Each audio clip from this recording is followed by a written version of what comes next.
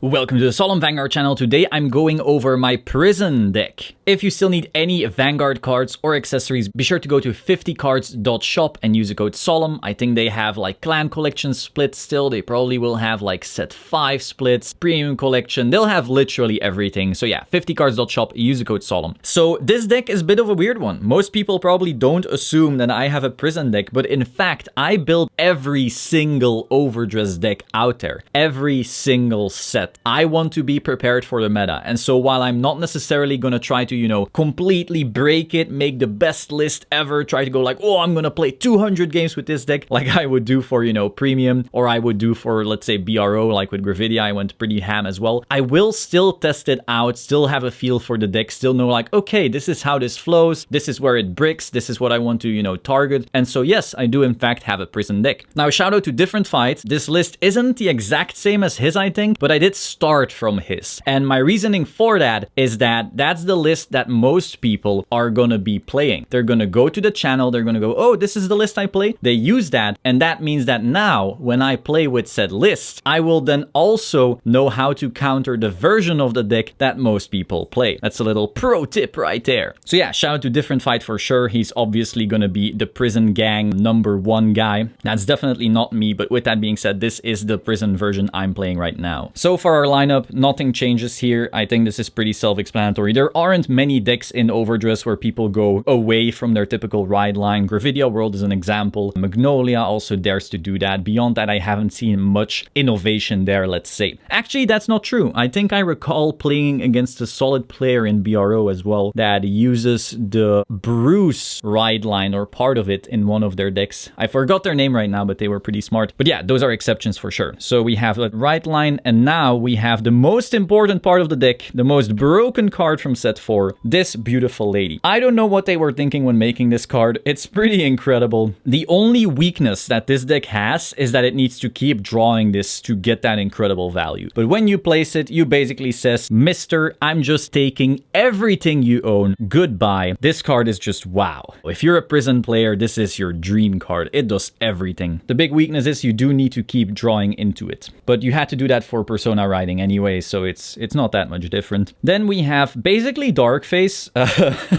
Once again, if someone is gonna pay to get something out of their prison, or maybe, doesn't even have to be out of prison, but that's what you're gonna be seeing most often, here you go. You start resting it, kind of like the Darkface GB2 from back in the day. Really, really solid card, though you don't want to, end up clogging your deck with a billion of them. You do really want to be seeing it. 2 is fine. I've considered 3 because I do feel like it's pretty high impact, though there are definitely decks out there that don't give up their field anymore, and so you don't want to play like a bunch and then not get to use it either. Barrow Magnus would probably have an empty field anyway, and they don't necessarily have the CB to pay to, get them out of the prison. Magnolia might be pretty hard when they have like the Pixif and Pix, whatever the hell the fox is called. Not incredible in like every matchup, but some matchups you're gonna be like, wow, this card is overperforming super hard. 2 makes sense. Consider 3 if you like. 1 feels very weird and 4 feels like way too much. Next, we have this girl. This girl definitely got better now, I feel, because like I said, there's a bunch of decks that don't necessarily let you just imprison whatever you want from their field. And so this way you at least ensure that you can still start building the number of prison together with the Grade 4. And that way you also get all of the value from the Grade 4. Of course, you want to be having as many things imprisoned as possible. And so even though this can help your opponent, like you can unbrick them or you can improve their hands, it's still worth it just because you're getting that payoff from having the high prison counts. Now next, here's the saddest sad of all sad. We have this. Yes, I do not have the promo right now. I will be buying it soon. I will be getting it soon, but I still wanted to get this profile out there. But yes, this is the promo that absolutely no one has because of how ridiculously hard it is to get and how expensive it is right now. This is honestly like the #1 thing Bushiroad should probably be fixing right now when it comes to like their general player base. Like not necessarily the super try-hard people, because those will just be paying whatever it takes and they will be traversing the deserts in order to get their cards to increase their top chances 0.5% while doing it in a handstand and a cartwheel.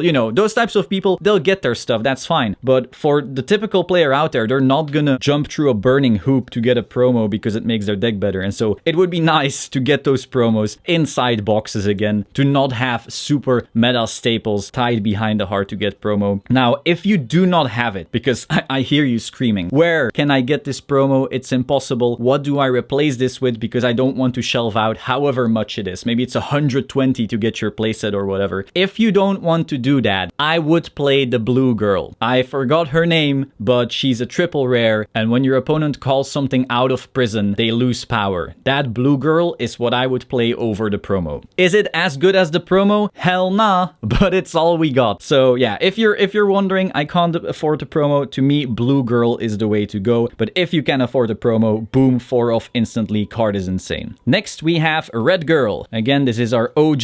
She gains power, she gains shield, she also imprisons stuff. She's just really, really generic and does everything you want. Next, we have 4 PGs, because every single deck needs PGs. Then we have the most trusty. We have a Dimension Police card that draws us cards. I think this card will not leave this deck anytime soon. I think it will stay with us forever unless they make something that does the same thing but cheaper. It's just incredible how this keeps on giving value with the draws. In a deck that doesn't have that much of a resource issue either, it's just insane. If I'm playing Gravidia, this is the thing I always want to get rid of, by the way. Then we have Big Booster Girl that also just makes more of herself. This way you ensure that you don't have to minus too much to be building your own field. And yeah, just a big booster. 13k, just like that. Then we have our 1 prison, because you need something to prison. Now for my trigger lineup, I do have to say a lot of people will not necessarily agree with it right now. I know it's a bit of a weird one. I'm just trying it out. Like, I'm not super sure yet what I like and what I don't like in the trigger lineup. So again, you can absolutely change this. Right now, I have this effect crit, 2 of this, 3 of this, 2 of this. I know this is super weird and there's no like big brain explanation. It is literally just me going, okay, I want to test a billion games with this and then see what I actually like to hit when I swing with my triple drive. The way this deck runs is like very vanilla, right? Like you take away your opponent's stuff and you have 3 lanes and you bash and you have triple drive and you're happy about that. I still want to figure out what I actually like hitting the most. I see people running Rainbow. I see people running like 8 crit. I see people running the draws. I see people running the fronts. I'm not exactly sure what I like. I'm starting to assume that I like 8 crit and 3 front, but I'm not sure. You know, these draws are really good. Having 10k shields is really good. Having more pieces that imprison is really good, because like if this draws you into a piece early on, that piece might lead to an imprisonment that then makes it so you hit higher power for the rest of their game. So in that case, they're like kind of better than fronts, but then this might be like a solid high roll. So I don't know. I'm not entirely sure about it yet. Do let me know your thoughts about that in the comments down below. Like if you're a hardcore prison player, maybe you know exactly what you want to hit. But so right now I'm just playing a little bit of everything to see what I enjoy hitting, and then I'll end up changing it to whatever I enjoy the most, whether it's to run the 3 draws or the 3 fronts or maybe Rainbow or maybe something between, maybe this.